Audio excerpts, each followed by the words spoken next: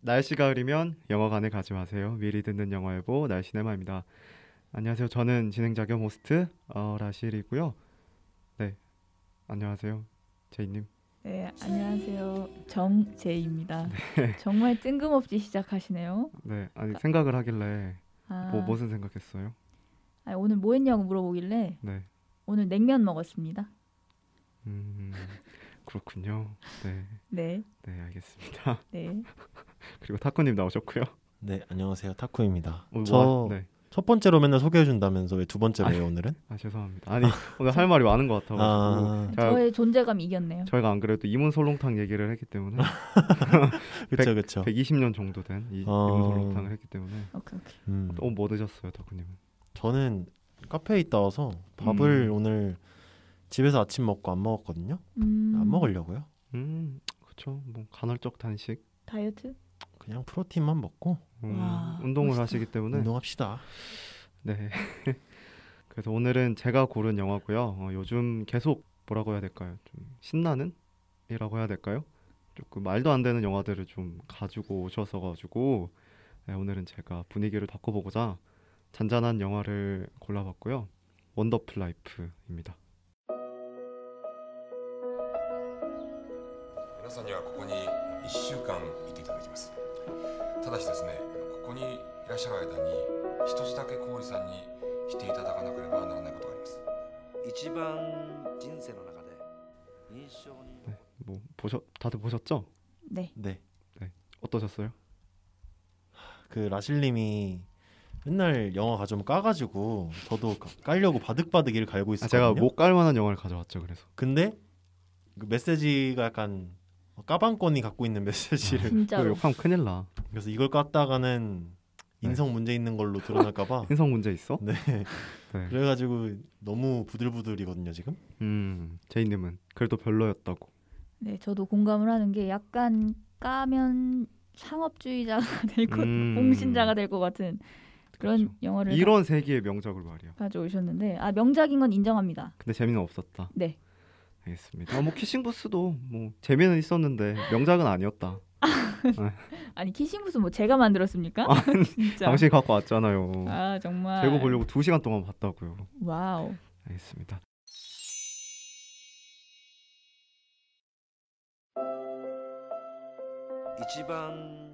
모든 사람이 죽고 나서 가게 되는 림보. 이 공간은 천국도 지옥도 연옥도 아닌 곳입니다. 이곳에서 7일 동안 지내며 인생에서 가장 행복했던 기억을 선택하고 나면 그 기억을 짧은 영화로 제작하고 행복했던 그 순간에 영원히 머물게 됩니다. 영원히 체험하고 싶은 기억. 당신은 어떤 순간을 선택하고 싶나요? 自分も人の幸せに参加していることが分かった。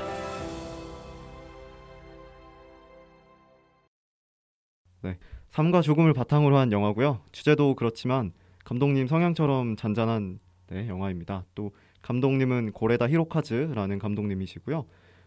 JTBC 인터뷰에도 출연을 하시고 유명한 감독님이시고요. 대표작은 2004년에 올드보이가 나올 때 그때 칸 영화제에서 올드보이랑 경쟁해서 이겼던 나무주연상을 받게 했던 아무도 모른다가 있고 걸어도 걸어도 바닷마을 다이어리, 또 2018년에 황금 종려상을 받은 어느 가족이 있습니다. 네, 아시나요? 모르시죠? 대단하네요 다들. 어느 가족은 압니다. 네, 얼마 전에 개봉한 거죠. 그쵸, 비교적.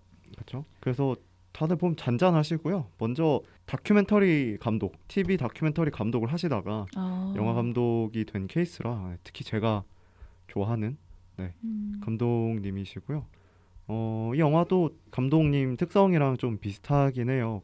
그 다큐멘터리 감독이었던 특징을 굉장히 잘 살린 작품이기도 하고요. 이 감독님이 좀 가족도 가족인데 이렇게 좀 뭔가 없는 사람들, 버려진 사람들 그런 위주의 작품을 많이 하신, 그런 주제를 많이 다루신 감독님이시라 이 작품에서도 죽고 나서는 어떻게 보면 세상에서 버려진 느낌이기도 하니까 그런 의미로 이 작품을 좋아하기도 하고요. 이게 첫 작은 아닌데 첫 작이 환상의 빛 이후에 두 번째 작이신데, 환상의 빛은 좀 제작자의 영향이 많이 커서 자기 영화가 아니다라고 말씀을 하셔서 실질적으로는 이게 첫 번째 영화라고 하고요. 또 이 영화는 6개월 동안 시민 500명 대상으로 인터뷰를 진행하고 배우가 아닌 일반 시민 중에 10명이 본인 역할로 대본 없이 영화에 출연하신 이런 작품이기도 하시고요. 영화의 모태가 됐던 다큐멘터리가 그거 없는 8월이라는 다큐멘터리인데 이게 일본 최초의 동성애 커밍아웃을 하셨는데 에이즈로 돌아가신 분을 다큐멘터리로 찍어서 그분이 있었던 때 없었던 때 이렇게 비교를 하면서 그렇게 진행되는 그거 없는 8월이라는 다큐멘터리가 모태이고요. 지금도 유튜브에서 볼 수 있는데 자막이 없어가지고 그렇고요. 네. 재미없었죠 솔직히. 네. 아니 무심하게 딴 걸 보시다가 네, 그 감독님에 대해서 찾아보고 있었는데 네. 제가 영화를 굉장히 평점을 후하게 해줍니다 항상. 그리고 그렇죠. 굉장히 그러시죠. 재밌게 봅니다 모든 영화를. 네 감사합니다. 근데 지루했습니다. 그렇죠. 그 하나의 주제를 던지기에 2시간 너무 길었다고 생각해요. 왜 물론 그렇게 생각하시죠? 물론 주제에 대한 어떤 감독님의 통찰은 뛰어나지만 네. 그걸 이렇게 루즈하게 풀어야 했을까 이런 느낌이 들고 네. 캐릭터마다 조금 더 개연성 부여했으면 더 좋았을 것 같아요. 각자의 어떤 그런 네네. 서사가 부족했지 않았나. 네, 그리고 이게 굉장히 등장인물이 많이 나오잖아요. 그렇죠. 네, 등장인물이 많이 나오면 산으로 가기 십상이거든요. 네, 네. 그에 반해서 그 영상 분량의 그런 조절도 굉장히 개개인마다의 분량도 괜찮았는데 차라리 조금 3-4명으로 축약을 시키고 그 사람들의 얘기를 조금 더 깊게 깊게 다뤘으면 다뤘으면 어떨까. 네. 네. 일반 대중이 보기에는 조금 더 쉽지 않았을까 이런 생각이 들었습니다. 그래서요. 저는 깔려고 온 건 아닌데요. 그런 장면이 조금 좀 지루하긴 한데 감독님이 이게 거의 첫 작품이기도 하고 그리고 다큐멘터리 특성상 많은 사람을 다루려고도 했을 것 같고 약간 변명 아닌 변명을 하게 되는데 그래서 영화 시작하면 처음에 이렇게 빛 사이로 검은 실루엣의 사람들이 쫙 들어오면서 빛이 이승을 상징하는 거고 검은색이 저승을 상징하는 거겠죠. 그래서 검은색 실루엣의 사람들이 검은색 그림자 같은 그 장소로 오면서 시작하게 되죠. 그래서 네, 이게 삶과 죽음에 대해서 다루고 있는데 사후 세계를 배경으로 하면서도 상당히 차분하고 좀 긍정적인 배경이기도 하죠. 이런 면에서 우리나라의 신과 함께 이런 거랑 비교되기도 하는데 이거는 선택을 다루기도 했고요. 이 영화가 선택의 문제를 담고 있는 영화기도 하거든요. 그래서 인생이 정말 긴데 그 순간 중에서 딱 한 순간만을 선택해야 될 텐데 근데 뭐 어찌됐건 우리가 선택을 하게 되면 나머지 시간들을 버리게 되는 게 되잖아요. 여기에서는. 그래서 우리가 선택했다는 거는 어떻게 보면 조금 섬뜩한 부분도 있지 않나 싶은데 선택하지 못한 사람들이 더 중요한 키워드 같거든요. 그래서 네, 선택하지 못한 사람들. 글쎄요. 그 어떻게 보면은 사실 죽고 나서 이런 절차가 있는 거에 대해서 뭐 죽음에 대해서 약간 부정하거나 그럴 수도 있잖아요. 근데 그렇죠. 지금 극 중에 등장하는 그 개개인들은 죽었다는 걸 인정하고 그리고 그렇죠. 그 나중에 영화 내용 나올 거지만 그 영화 삶을 재현하는 거에 대해서 만족을 하잖아요. 네. 굉장히. 근데 사실 불만족할 수도 있잖아요. 아 이거 아닌데 뭐 그 당시 분위기는 이런 거 아니었는데. 그렇죠. 그럼에도 여기에는 다 만족하고 좋아하면서 뭐 성불 쪽으로 가는 그런 스토리. 성불이죠. 그렇죠. 네, 스토리를 그리는데 사실 영화에는 악인이 등장하지 않잖아요. 그렇죠. 나쁜 사람이 한 명도 안 나오는 영화고. 영화가 전체적으로 착하죠. 네, 심파도 없고. 그래서 지옥이라는 소재를 다루지 않은 것 같은데 이게 각자의 삶을 들여다보면 사실 악인은 없고 이기적인 사람만 있을 뿐이라는 어떤 메시지를 던지는 것 같아서 그 나쁘다라는 개념이 뭔지 좀 생각해 볼 수 있었거든요. 그런 생각을 하잖아요. 우리가 막 나쁜 짓을 짓고 뭐 이렇게 죽어서 어디를 가게 되면 처벌을 과연 받을까라는 생각을 한 번씩 하게 되잖아요. 그러면서 여기서는 그 대사도 나오거든요. 그러면 나쁜 짓을 했던 사람도 똑같이 이렇게 되는 거냐고 했더니 너무 당연하게 그렇다. 뭐 이생에서 나쁜 짓을 했던 말던 똑같이 이렇게 행복한 순간을 남긴다라는 표현을 봐서 어떻게 보면 잔인하기도 한데 그런 면에서 심파가 들어갈 수도 있었잖아요. 정의 구현을 한다든지 아니면 무슨 반전이 있다든지 그런 식으로 할 텐데 오히려 좀 인생에 대해서 놓는 다양하게 생각해보는 그런 영화이기도 하고요. 네. 선택하지 않는 선택 이게 되게 철학적인 질문 같아요. 한 그쵸. 순간은 선택을 해야 되니까 본인이라면 네. 선택을 했을 것 같은?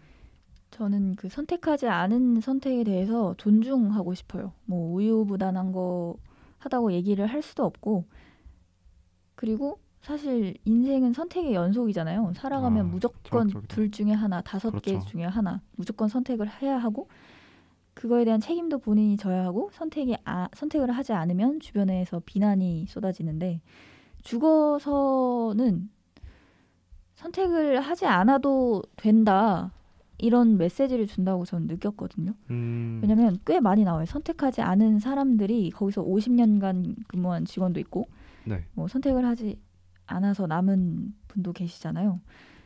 그래서 저는 제가 거기라면 선택을 하지 않을 수도 있을 것 같아요. 저도 영화를 보면서 나라면 뭘 선택했을까 생각을 해봤는데, 그렇죠. 행복의 기준도 너무 모호하고, 행복한 장면이 한 5개가 떠오르는데 그 하나만 선택해서 그 기억을 갖고 간다는 게 그냥 평생 영원히. 그렇죠. 너무 아쉬울 것 같아서 그래서 선택을 하지 않을 수도 있을 것 같아요. 직원으로 남을 수 있지 않을까. 영원히. 네. 공무원 마인드로.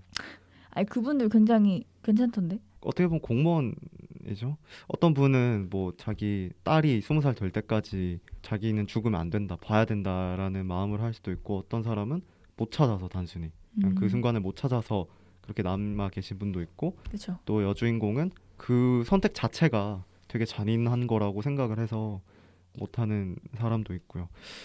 근데 저 같으면 모르겠어요. 일단은 어렵다니까 이게. 이걸 딴 거를 포기하는 게 되니까 맞아요. 그게 제일 힘든 것 같아요.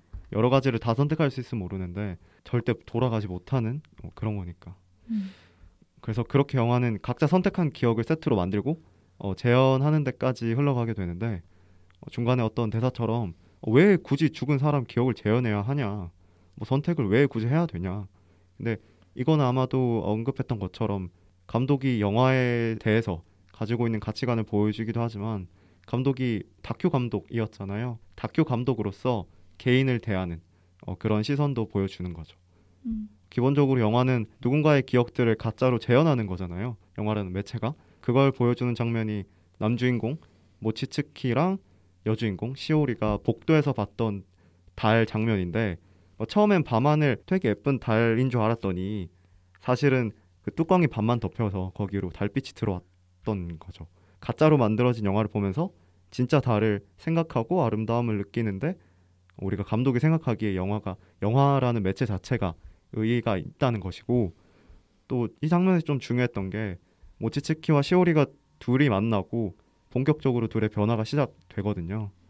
이게 어떻게 보면 굉장히 좀 일본스러운 가치관이기도 한데, 결말에 가면 모치츠키는 자기가 누군가에게 행복의 일부였다는 사실에 만족을 하게 되잖아요. 그래서 약간 여기서 의문이 생기는 게, 행복이 얘들의 가치관처럼 누군가가 꼭 옆에 있어야만 하는 거냐. 이게 좀 저는 개인적으로 동양과 서양의 차이라고 생각을 하는데, 동양은 관계를 더 중요시하니까 상대적으로. 네네. 그래서 이 모치츠키는 특히 더 일본스럽다고 해야 될까요? 그래서 누군가 옆에 있고 그 사람이랑 같이 행복해야만 행복한 거다라고 생각을 하는데, 어떤 사람과의 기억을 남기고 싶으세요? 난해하네요, 되게. 어렵습니다. 사실 기억은 사실이나 기록과 다르다는 이야기를 하잖아요. 그 이야기가 그렇죠. 참 흥미로웠는데, 우리가 별로였다고 생각했던 일, 혹은 우리가 정말 행복했다고 생각했던 순간들이 실제보다 더 극적으로 각인되는 경우가 많잖아요. 추억 보정이라고 네네네. 하죠. 뭐 안 좋았던 건 더 안 좋게 기억되기도 하고. 네. 맞아. 그래서 영화에서는 그런 순간들을 스스로 연기하고 배우들과 함께 영상으로 만들어내게 되죠. 네. 뭐 그런 공간이 주는 느낌도 신기했고, 자기가 살았던 인생의 한 장면을 구현한다는 그 연출도 되게 훌륭했다고 생각하는데, 글쎄요, 그게 어떤 기분일까 싶더라고요, 되게. 그걸 봤을 때 내가. 네, 감독이 본인이고 사람들이 만들어주는 건데 그걸 영화로. 네. 글쎄요, 자기의 기억과 최대한 흡사하게 만든다 치더라도 자기는 죽었을 때 당시 모습이고, 네. 그게 만약에 과거라면은 사실 자기는 이미 변해 있는 모습인데, 네. 그럼에도 이제 그 기억을 갖고 가는 거겠죠. 그렇죠. 사실 기억은 시간이 지날수록 다른 기억에 비해서 오래된 기억들이 뭐 미화되는 경우도 있고, 혹은 기억이 안 나는 경우도 있으니까, 만약에 이 기억을 떠올렸을 때 후회할 수도 있을 것 같고 다시 봤더니 좀 최고는 아니었던 것 같다. 이런 식으로 할 수도 있는 거고 누군가 특히 옆에 있었으면 나는 좋았는데 그 사람은 또 안 좋았을 수도 있고 그쵸. 이게 한 장면이라서 사람들이 되게 네. 하나라는 그 숫자 때문에 고민을 많이 하게 되는 것 같은데 네. 그 굿와이프라는 드라마의 도입에 보면 이 인물이 죽게 되는데 처음에 그 인물이 7장면으로 인생이 다 그려져요. 그렇게 기승전결이 있게 우리가 선택을 할 수 있다면 어느 정도 비슷한 형태를 띠겠지만 딱 한순간만 꼽아야 되잖아요. 영화에서는. 그렇죠. 네. 그래서 다 다른 기억들은 다 지워진다고 하고 그래서 이 기억이 최고다 이런 생각이 완벽하게 들지 않으면 그 나머지 지워지는 기억들이 너무 아까워서 고르지 못해서 아마 대부분의 사람들은 그 림보에 남지게 되지 않을까 그런 생각을 해봤습니다. 그렇죠. 이게 나이가 들면 들수록 기억의 총량이 더 많아지니까 선택하기도 더 힘들어질 거 아니에요. 그렇죠. 그래서 오히려 나이가 적으면 적을수록 선택하기 쉬울 것 같은데 논리적으로는 또 우리만 봐도 나이가 그렇게 많지도 않은데 선택하기가 쉽지가 않잖아요. 맞아요. 그렇죠. 그런 의미에서 어떻게 기억을 남기고 싶으세요, 제이님은? 어떤 사람과의 기억을? 그 상영회에서 어떤 장면을 넣고 싶냐는 거죠? 그렇죠. 뭐 어머니와의 관계가 될 수도 있고. 근데 아직 모르잖아요. 남은 날이 더 많기 때문에. 만약 지금 죽는다고 하면 사실 언제 죽을지도 모르는 거기 때문에. 그렇죠. 그렇긴 하네요. 네. 지금 죽는다면 그 조금 공감이 안 가실 수도 있는 얘기인데 저희 학교가 그 제가 나온 고등학교가 이렇게 왼쪽 오른쪽에 길게 건물이 하나씩 있고 중간에 구름다리로 층마다 연결이 되어 있었어요. 네. 그래서 왼쪽 건물에서 창문을 열고 위층에서 바라보면 학교 전경이 다 보였거든요. 네, 그날 야자하기 전에 석식 먹기 전에 친구랑 저랑 둘이 복도에 있었는데 그날 비가 오고 있었어요. 근데 아무 생각 없이 친구랑 놀다가 밖을 쳐다봤는데 그 장면이 너무 아름다운 거예요. 학교에서 봤을 때? 네, 마치 그런 느낌 아세요? 내가 맨날 보던 풍경인데 네. 다른 장소, 다른 네. 시간, 다른 공간에 있는 것 같고 뭔가 신비스럽고 그래서 이걸 남겨야 된다 하고 사진에 찍었는데 사진에는 그냥 그대로의 그냥 비 오는 학교 풍경이더라고요. 그래서 그날이 이상하게 저는 영화 같은 그런 느낌이 났거든요. 그 기억을 남기고 싶을 수도 있을 것 같아요. 그러니까 학교가 H자처럼 돼 있는 거네요. 그렇죠. 위에서 H자. 특이하다. 그러니까 풍경과 그 시대 때 나와 그죠. 그 옆에 있었던 친구와 그리고 노을이 지기 전에 그런 따뜻한 햇빛의 느낌. 그 주황색으로 빛나고. 네. 근데 구름은 회색이고 비는 오는데 주변은 비에 젖어서 반짝반짝거리고 막 그 애니메이션 속에 들어온 느낌이었어요. 네. 저는 지금이 제일 좋기 때문에 여러분들과 라디오를 하고 있는 순간을 와 내가 이거 답변하기 전에 설마 이 대답 나 지금 생각했어. 지금. 대답할까 했는데 네, 지금이 제일 행복하고요. 저는 그래요. 프라이버시 존중합니다. 사실 현재가 제일 행복한 게 좋기는 한데 추억을 골랐다는 거는 상대적으로 현재가 좀 불행하다는 뜻이니까 그렇게 생각하면 안타까운 부분이 있잖아요. 비교적 그쵸? 현재보다는 과거가 좀 더 좋았다는 거죠. 그게 미화든 뭐든 간에 지금은 그다지 좋지 않다는 뜻이기도 하니까. 그래서 후반으로 갈수록 뭐 그런 의미에서 남자 주인공인 모치츠키와 여자 주인공인 시오리가 대립하는 것도 굉장히 중요한 포인트인데 모치츠키는 결국에는 선택한 사람이고 시오리는 그게 무서워서 선택하지 않은 그런 가치관의 차이죠. 그래서 여기서 이런 질문을 할 수 있을 것 같은데 행복했던 하나의 장면만을 영원토록 느끼는 것이 좋은가 아니면 조금 희미하긴 해도 좋고 나빴던 모든 순간들을 추억을 하면서 살 것인가 하는 대립인데 이거에 대해서도 갈릴 것 같아요. 그렇죠. 저는 후자일 것 같아요. 그 모든 순간들을 왜냐하면 만약에 제가 어떤 사람과의 그 가장 행복했던 순간을 기억한다면 그 사람과의 있었던 그 순간만을 기억하잖아요. 그럼 그 순간 그 사람과 있었던 다른 순간들은 다 없어지는 거잖아요. 사람은 같아도 네네. 그래서 그런 걸로 봤을 때 사실 총량이 더 큰 쪽이 후자였지 않을까. 근데 또 나빴던 기억도 포함을 하는 거니까 그만큼 또 마이너스가 많을 수도 있어서. 근데 그 사람이 계속 곁에 있었다면은 총량이 플러스인 사람이었겠죠. 아, 그 사람이 중요한 거군요. 그러니까 그 사람에 대한 좋았던 기억, 나빴던 기억 다 갖고 가고 싶다는 거죠. 사실은 그쵸. 그게 다 합쳐졌을 때 마이너스였으면 아마 관계가 종식됐을 거고. 조금 더 뭐 지치케처럼 관계에 더 중점을 두는 행복이란 누군가와 함께하는 것이다라는 이런 쪽. 근데 요즘은 저는 혼자인 게 되게 좋거든요. 이유가 있나요? 약간 그러니까 서양 쪽으로 변하는 것 같은 게 네. 이 관계 중독이란 말이 있어요. 우리가 관계에 너무 중독이 돼 있어서 누군가 없이는 살 수 없는 존재가 돼버린. 네. 그럼 사실 본인의 본질이 모호해지는 거거든요. 그렇죠. 그런 생각을 많이 하다 보니까 누군가에게 의지하지 말아야지라는 다짐을 하게 되면서 좀 벗어난 것 같아요. 관계 중독에서. 예전에는 뭐 한 2, 3일만 두고 사람 안 만나도 약간 우울해지고 이랬었는데 요즘은 뭐 딱히 나 혼자 산다. 거의 그 급이죠. 사람을 잘 안 만나고 사실 나 혼자 산다도 처음에야 나 혼자 산다였지 나중 갔을 때는 나 이렇게 산다로 바뀌었잖아요. 그렇죠. 나 이렇게 잘 산다. 다 이제 셀럽들 만나고 막 자기들끼리 그렇죠. 어울리고 오히려 그런 점에서 봤을 때 동양적 세계관에서 이게 자본주의가 가속화되고 그리고 현대화되면서 다들 개인주의로 넘어가는 게 아닌가. 그리고 최근에 제가 사담인데 네. 개인주의라는 카페를 갔거든요. 카페 이름이 개인주의예요. 뭐 하는 오. 카페예요? 그냥 카페인데 네. 왜 개인주의라고 가봤는데 그 소개 문구가 되게 인상적이었어요. 우리는 이기주의가 아니라 개인주의다. 그러니까 이기주의와 개인주의의 그 차이를 명확히 한다는 점에서 네.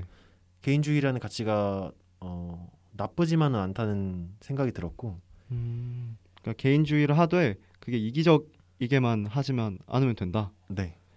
그렇죠. 그래서, 사실 이 두 개 구분이 안 돼서 문제가 많이 발생하는 거긴 한데 보통은 그렇죠. 개인주의가 극도로 심해지면 이기주의가 나타나잖아요. 그렇죠. 그 경계를 잘 유지하는 게 우리의 과제가 아닐까. 둘이 만난다고 해도 개인주의가 두 명이서 만날 수 있거든요. 두 명이 다 개인주의도 만날 수 있는데 이기주의 한 명만 이기주의라도 만나기가 어렵거든요. 개인주의라도 개인이 지킬 건 지키면서 서로를 이해해주면 참 좋은데 그게 쉽지가 않을 것 같아요. 저는 막 닉네임 같은 거 정할 때 사실 여기서는 타쿠라는 닉네임을 쓰고 있지만 네. 역마살이라는 역마살? 걸 되게 많이 이용했거든요. 네. 뭐 제가 역마살에 끼기도 했고 정말로? 어딘가로부터 자꾸 탈피하고 싶고 매번 어. 새로운 걸 추구하고 이런 게 있어가지고 살짝 유전이긴 한데 네. 그게 뭘까 계속 저도 고민을 하고 해결해보고 싶었던 문제였는데 그 개인주의나 이런 관점에서 본다면 정말 개인주의적인 사람이었던 것 같아요. 뭐 집단이나 전체에 대한 어떤 소속감보다는 자유랑 그 스스로를 가장 위하는 사람인 것 같고. 네. 제이님은 모든 순간을 추억하면서 네. 저는 하나의 장면만 영원히 가지고 있기보다는 좋고 나쁜 기억을 다 가지고 싶은데 저는 나쁜 일이 발생했을 때 거기서 교훈을 얻기 위해서 되게 노력을 하는 것 같아요. 그게 그냥 나쁜 일로 남는 게 아니라 나한테 경험과 더 성장할 수 있는 계기가 되는 거죠. 근데 궁극적으로 왜 거기에 집착을 하느냐 보면 그 나쁜 일에서도 뭔가를 얻어서 성장을 해서 그러니까 좋고 나쁜 모든 일이 합쳐진 그 융합체가 저라고 생각을 하거든요. 용복합 인재가 여기 있다. 오케이. 네. 그러니까 그것들이 다 합쳐져서 느끼고 경험하고 배워서 내가 됐다고 생각을 하기 때문에 나빴던 순간도 나의 일부다. 네, 나의 네. 일부다. 내가 선택한 내가 책임져야 할 거다라고 생각을 해서 저는 다 가지고 갈 거고요. 네. 이 타쿠님 말씀을 들으면서 혼자 머릿속으로 생각을 해봤는데 만약에 제가 정말 악질 범죄의 네. 대상이었거나 뭐 성폭행을 당했다던가 정말 나쁜 기억. 네, 하면 그렇게 큰 트라우마가 있는 사람, 뭐 가정폭력이나 이런 큰 트라우마가 있는 사람이면 하나의 기억만 가지고 갈 것 같아요. 그 오히려 여기 이렇게 고민한다는 거는 그렇게 삶이 나쁘지는 않았다라는 뜻. 뭐 그렇게 볼 수도 있겠네요. 여기서는 가장 행복한 기억 하나 꼽으라지만 사실 가장 불행한 기억 하나 꼽아보면 어떨까 이런 생각 해봐요.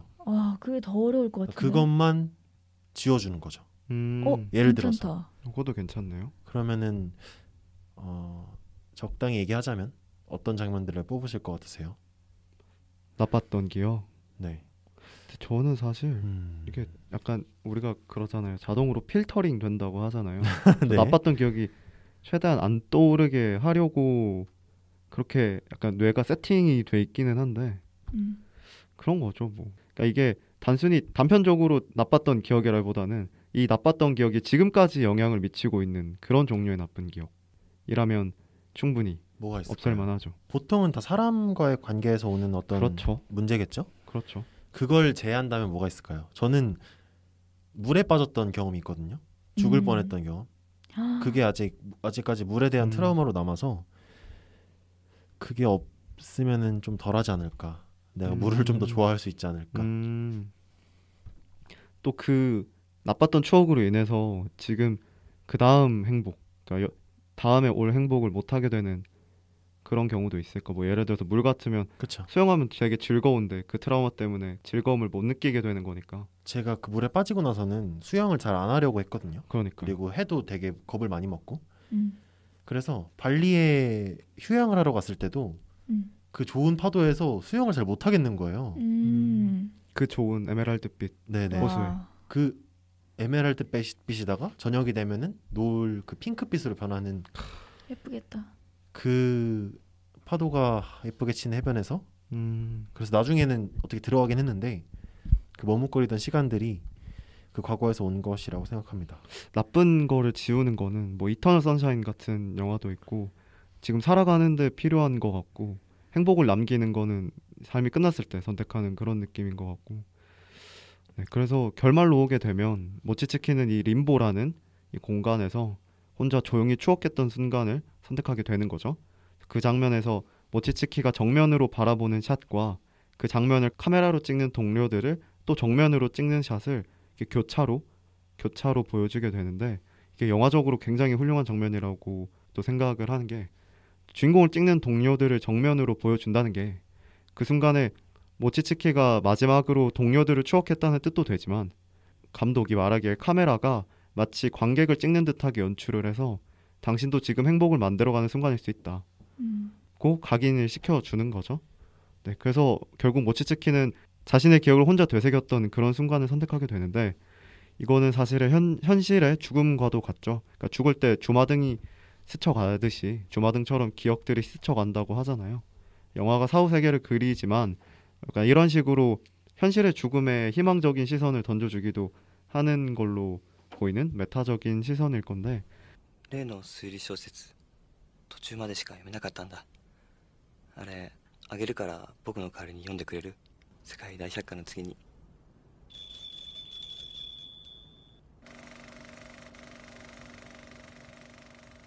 어찌됐든 영화에서는 많은 사람들이 딱 하나의 장면, 순간을 선택하게 되잖아요. 이게 어떤 사람과 있었던 순간만 남겨버리면 아까 말했던 것처럼 그 자리에 없었던 사람과의 기억은 사라지게 되는 건데 그래서 그런 선택의 딜레마가 작용을 하는 건데 그래서 마지막으로 본인들이 기억을 딱 하나 남긴다면 어떤 기억을 남기고 싶으세요? 이게 사실 이게 후련하게 대답을 못하는 문제라 그쵸. 골랐으면은 안 살아도 되잖아요 앞으로. 아 그런 건가요? 네네네. 아니 그리고 뭔가 이 질문이 딱히 문제 있는 질문은 아니거든요. 근데 뭔가 이걸 생각하면 찝찝해. 뭔가 선택을 해도 찝찝하고 선택을 못 해도 찝찝하고. 그쵸. 고르면은 이거 맞지? 너 이게 최고야. 앞으로 이거보다 행복한 일은 절대 없을 거야. 너 못 바꿔. 그렇죠. 이런 느낌이고. 그리고 또 비교를 하면서 살게 되니까. 그래서 다들 고민을 하고 막 결정을 못 하다가 결정하기도 하고 이러잖아요. 극중에서. 근데 그 테마가 어떤 걸까 궁금해요. 뭐 어떤 분은 사별한 저 혼자의 순간을 기억하기도 하고 네. 영화 내에서 또 자신이 좋아하던 일을 하는 순간 뭐 인물들마다 다양한 세계관과 사연을 갖고 살잖아요. 네. 그래서 그 인생 전체를 통틀어 하나를 고를 때 어떤 장면이라고 저희가 확정할 수도 없잖아요. 아직 어리기 때문에. 그래서 어떤 테마의 장면을 고를지 뭐 예를 들면 사랑, 일, 여행 그렇죠. 사람마다 가치관이 다르니까 어떤 장면을 담으실 것 같은지. 다 담으면 참 좋기는 한데. 그렇죠. 그렇죠. 근데 다 담으면 좋은데 저는 되게 따뜻한 이미지의 것을 고를 것 같아요.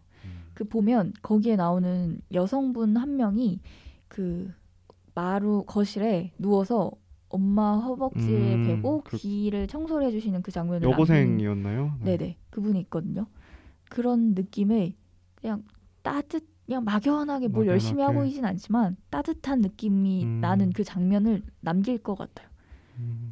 그게 뭐 큰 약간 사건도 아니고 뭐 성취감이 느껴지는 것도 아니고 그렇죠. 그냥 일상의 소소한 행복감인데 인생에서 아무 걱정이 없었던 때를 맞아요. 엄마가 있고 있고 뭔가 이렇게 보호받는 느낌도 들고 그렇죠. 포근하고 사실 기억도 기억인데 이게 냄새도 기억이 나거든요. 냄새도 기억이라고 해야 될지 모르겠는데 냄새도 우리가 기억을 하거든요. 그래서 그 포근했던 그런 냄새.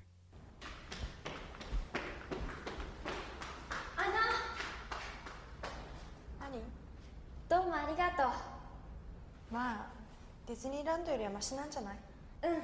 お母さんの匂いとか膝の感じとか覚えてんだ？なんとなくだけど覚えてない？ 저는 아마 눈으로 보는 거일 것 같아요. 예를 들면 시각적인 장면이 딱 남을 것 같아요. 막 지금 와서 생각하면은 제가 깜짝 놀랐던 그러니까 인생 살면서 가장 놀랬던 풍경은 아까 말씀드린 발리 여행 때였고 일단 한 장면을 꼽자면 그거거든요. 바닷가? 네, 그 바닷가 노을에서 맥주를 마시면서 수영을 하던 그 기억이 진짜 행복했겠다. 아주 선명해요. 맥주 마시고 수영하면 좀 위험한데.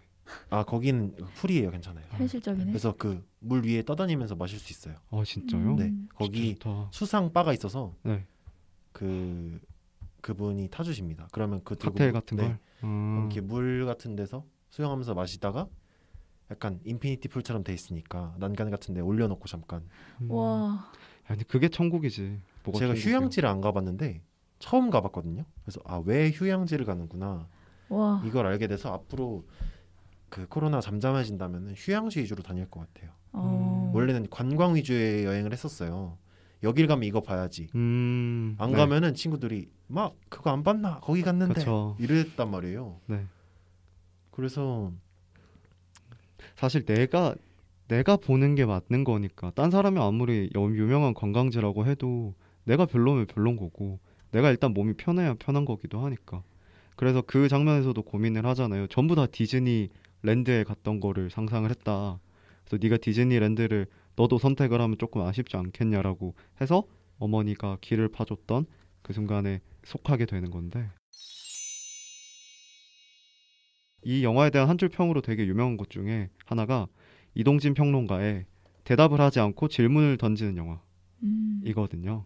이게 뭐 당신은 뭘 남길 거냐 이런 질문이 될 수도 있지만 결말 부분에서 뜬금없이 장기를 두시다가 장기판을 다 밀어버리는 장면이 나오거든요. 결말 한 5분 전쯤에서 되게 의미 없는 장면 같기도 한데 왜 이런 소소한 장면을 결말에서야 넣을까 싶은데 제가 생각하기에는 우리가 삶을 사는 게 장기 한 판을 둔다고 생각을 한다면 너가 살아있는 한 밀어버리고 다시 시작할 수 있다.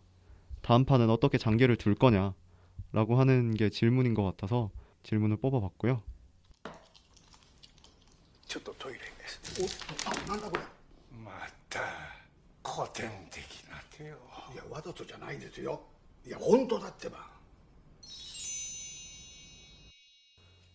네, 그래서 오늘은 영화에 대한 감독의 시선, 인생에 대한 감독의 시선을 다룬 원더풀 라이프였고요. 저희가 또 인생을 말하기에는 좀 그렇지만 추억을 양분 삼아 버틴다는 그런 유명한 말도 있고. 좋은 말이네요. 왜 이렇게 씁쓸하세요? 아니에요. 달달하네요. 네, 그래서 마무리로 제가 기억에 남는 장면이랑 영화의 날씨 말해주고 마무리를 할게요. 일단 제이님부터. 네. 그렇게 기억에 남는 장면이 있다고. 네. 근데 제가 영화를 다 긍정적으로 보기 위해 노력을 하는데 노력을 했다는 거는 안 좋게 봤다는 뜻이죠. 일단 들어보세요. 네, 알겠습니다. 굉장히 명작이지만 네.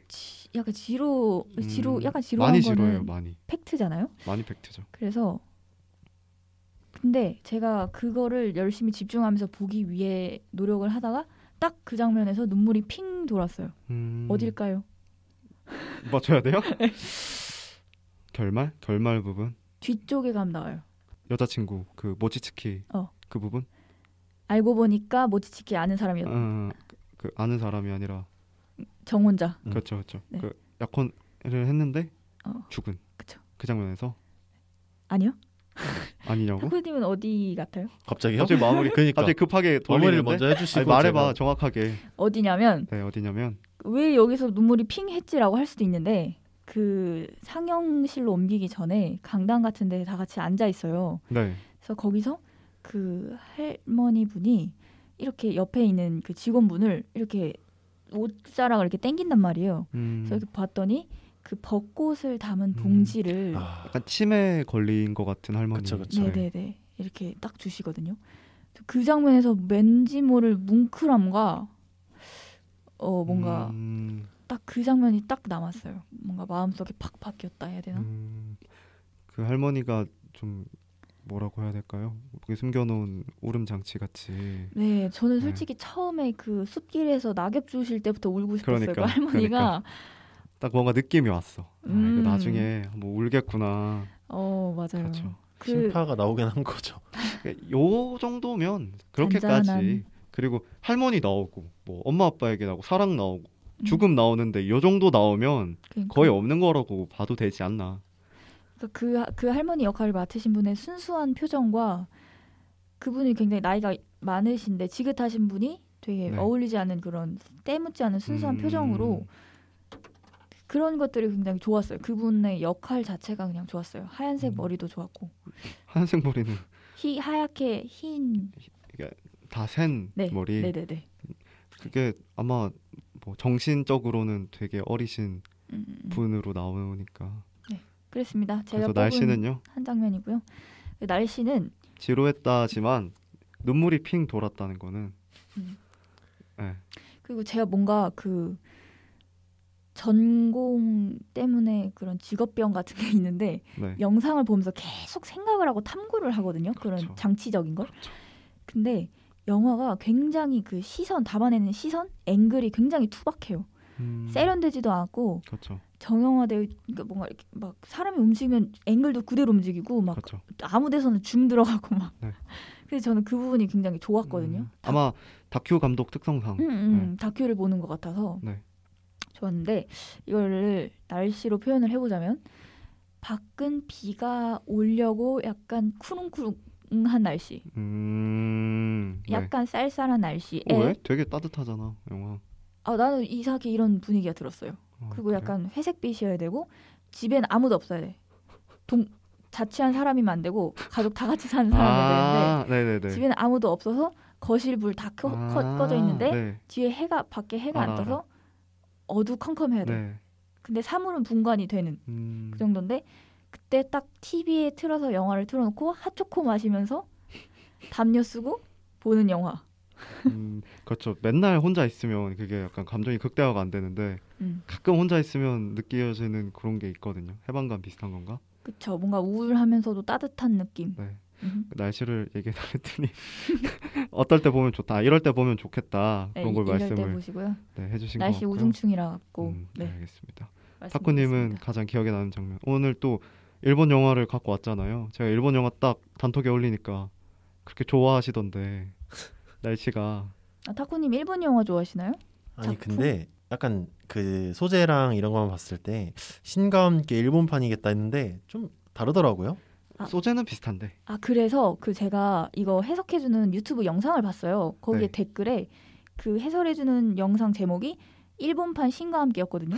근데 댓글에 이게 무슨 신과 함께냐, 이거는 욕이다 막 그랬단 말이에요. 이 작품이 훨씬 뛰어나다. 그렇죠. 막 이런 논쟁을 하던데, 그래서 다른 사람이 이건 신과 함께보다는 그 웹툰 그거 아세요? 죽음에 관하여?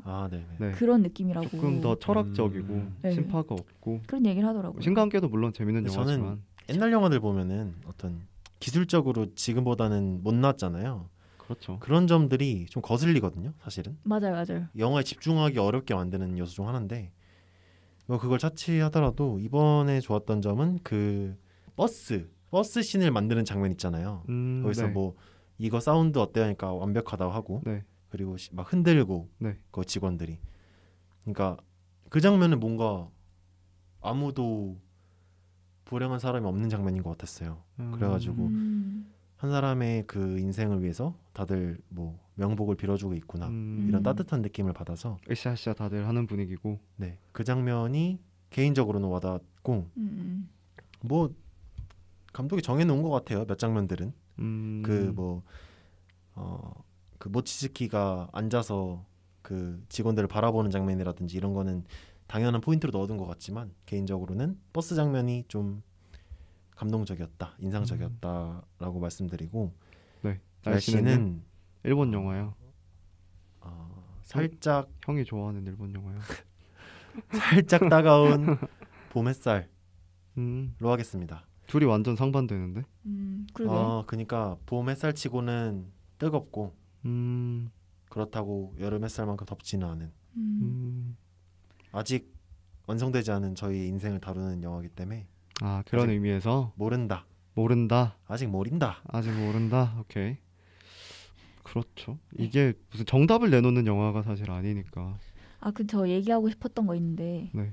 그 영화 제작하는 장면 있잖아요. 네. 막 스태프들이 달라붙어가지고 막 세트장 만들고 아까 말했던 그 차 흔드는 장면도 그 중에 하나고. 네, 사람들이 되게 열정적으로 만드는데 저는 그 장면이 되게 뭔가 의아했거든요.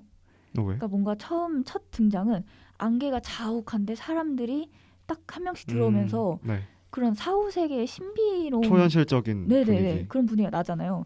근데 막상 점점 뒤로 갈수록 너무 현실적이고 맞아. 영화 제작하는데 진짜 그냥 영화 스튜디오의 스태프들 같은 거예요. 네. 저는 그런 사후세계니까 장치가 나올 줄 알았거든요. 몽환적이고 신비롭고 그런 영화적인 장치 전설의 고향 같은 그런 걸 기대를 했는데 뭔가 굳이 설치하지 않아도 구름이 달려있는 막 그런 거 있잖아요. 네네네. 저는 그 장면을 보면서 이게 혹시 사후세계가 아니라 그 약간 시에라 연애 조작단 이런 것처럼 죽지 않은 사람들을 데려다가 시라노 연애 조작단 그런 거 마냥 관 체험하는 그런 거 있잖아요. 네네네. 그런 것처럼 죽음 체험 죽음 체험 뭐 이런 거 아닌가? 왜 이렇게 현실적이지? 막 이런 생각을 했어요. 저도 그렇게 생각했거든요. 저 배우들은 살아있는 사람일까 죽어있는 사람일까? 약간 쓸데없는 약간 디테일에 집착하게 되는. 쓸데없는 일로 표현한다고요. 그러니까 이걸 왜 얘들을 왜 하고 있는 거지? 아니 평소에는 디테일과 개연성에 되게 신경 쓰시면서 저도 근데 보다가 이 배우들이 얘들은 뭐 죽은 건가? 얘들은 살아있는 돈 받고 하는 건가? 이런 생각을 하기는 했어요. 맞아. 근데 저는 카메라 보면서 이거는 사후세계에서 만든 건가 아니면 이승에서 가져간 건가 이런 생각도 좀 약간 있고 주제랑 상관없는. 그래서 아마 추측을 해보자면 그 림보라는 특성을 이용한 것 같아요. 저는 림보를 그냥 놀이로 알고 있었거든요. 이 선을 닿으면 안 되는 놀이 있잖아요. 근데 그게 어떻게 경계의 의미예요. 그래서 수용소, 교도소라는 의미의 그 영혼이 머무는 중간역이라는 그리스도교적인 관점에서 따온 내용인데 그런 걸로 봤을 때 이승도 아니고 저승도 아닌 단계를 표현하기 위해서 그렇게 실제 사람들 같은 장치들을 넣은 것 같고 그래서 저는 그래서 오히려 더 좋았던 것 같아요. 나중에 가면 진짜 영화 만드는 거랑 거의 상황이 비슷하거든요. 그 사람이 제작자라고 보면 되죠. 주인공이 제작자로 보면 되는데 이 사람이 하는 거에 따라서 막 이렇게 해볼까요? 저렇게 해볼까요? 하고 구름도 직접 간의 수공업으로 솜 붙여서 만들고 약간 이런 식으로 투박하게 하는 것 자체가 그러니까 감독이 영화에 대해서 생각해왔던 거, 다큐멘터리 감독이었던 감독이 영화 산업이란 자체를 보여주는 것도 같아서 그런 의미에서 좀 더 현실적으로 일부러 그리지 않았나. 전 좀 거기서 답답했던 게 좀 말도 안 된다 생각했던 게 22명이 오잖아요 일주일에. 네. 근데 그렇죠? 영화 22편을 만들어야 되는데 로케이션을 한 명이 보러 가. 그리고 촬영을 어떻게 다 해 그러면? 약간 이런 생각이 들었거든요. 왜 근데 서프라이즈 같은 것도 단타로 일주일에 몇 편씩 막 찍어서 좋아하잖아. 근데 게다가 아직 못 고른 사람도 있어. 갑자기 전날 알려줘. 이러면은 제작팀은 눈 돌아가거든요.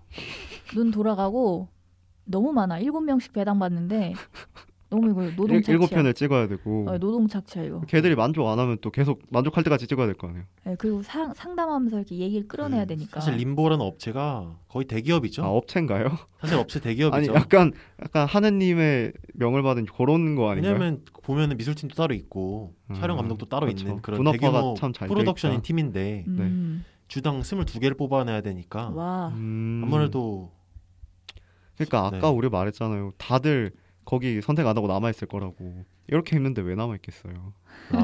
그래서 도망가기 위해서 빨리 성불 해야지. 나는 개빡센데. 간다. 그래. 그래서 저는 기억에 남는 장면이 초반부에 선택 못하는 할아버지 있잖아요. 네. 제일 마지막에 선택하는 그 할아버지. 그래서 그 할아버지가 자기 인생이 담긴 테이프를 쫙 보는데 그게 되게 이렇게 좀 그러니까 늙은 좀 힘없는 할아버지가 젊을 때 패기에 찬 모습이 스쳐가거든요. 그래서 내가 만약에 죽고 나서 내가 이렇게 패기 있을 때나 혹은 열정 있을 때 찍었던 테이프를 보면 어떤 생각이 들까? 뭐 그게 좋았건 나빴건 모든 순간이 다 좋았을 것 같아서 모든 순간이 그리울 것 같아서 그런 장면을 꼽았고요. 저는 무조건 맑은 오늘 날씨가 너무 좋아가지고 오늘 같은 하늘이 예쁘더라고요. 이제 여름도 다 가고 한 것 같아요. 9월 달이 되기도 했고 가을 날씨 같은 가을인데 조금 낙엽이 피는 낙엽지고 이런 느낌. 그래서 다 추천을 해드리고요. 누가 봐도 참 좋은 영화인 것 같아요. 명작이죠. 네, 나이가 오히려 들수록 더 좋을 것 같고. 그래서 오늘 영화는 고레에다 히로카즈 감독의 1998년 영화 원더풀 라이프, 이동진 평론가님이 만점 준 영화 원더풀 라이프를 해봤고요. 좋았죠? 뭘 내세우시네요? 까방권 영화 들고 와놓고 지금. 아니 근데 너무 다른 사람 건 까고 자기 거 지금 계속 아니 내 시나리오대로 거니까 계속 칭찬하고. 내 거니까. 아 정말. 본인 거 칭찬하세요. 알겠습니다. 키싱부스 아니 근데 키싱부스는 칭찬할 게 없어. 아니 어쩌다 내 대표작이 키싱부스가 된 거지? 저 그 감독 아니거든요. 딴 거 불러오세요. 난 이거 뭐 고레에다 히로카즈인가? 네 그래서 네 안 그래도 다음 주에 또 하나씩 골라오는 거라. 네 알겠습니다. 알겠습니다. 반응 좀 해주세요, 타쿠님. 네, 제가 굉장히 나쁜 사람이 된 것 같아요. 아니요, 좋았어요. 이런 영화도 보게 해주시고 감사합니다. 영혼이 하나도 없어. 그 좋았고요. 네. 그 이런 메시지를 담은 일본 애니메이션 해도 재밌을 것 같아요. 어떤 거 있을까요? 어떤 거 있을까요? 사실 일본은 이런 거 되게 많이 다루잖아요. 교훈적인 거. 그렇죠. 애니메이션? 오히려 옛날로 갈수록 더 많이 다뤘던 것 같고. 차라리 오랜만에 센가치로의 행방불명 이런 거 해도 재밌을 것 같아요. 그거 해도 재밌겠다. 타쿠님이 맡아서. 좋아요. 제가요? 아니 좋아하시잖아요. 별론가요? 아니 다 너무 좋은 게 많아가지고. 그 결정장애 같이. 그렇죠. 그러면 다음에는 다다음에는 타쿠님이 골라서 애니메이션. 타쿠의 오타쿠 교실 해가지고. 이건 괜찮네. 애니메이션 위주로 한번 가봅시다. 설마 타쿠가 오타쿠에서 뽑은 말인가요? 그것도 좀 있긴 한데. 몰랐어요? 몰랐는데요? 이거는 더 서클 편을 보시면 알 수 있습니다. 네, 시즌2 1화고요. 꼭 보시길 바라면서 다음 주에 또 보는 걸로 하고 마치도록 하겠습니다. 수고하셨습니다. 수고하셨습니다. 감사합니다.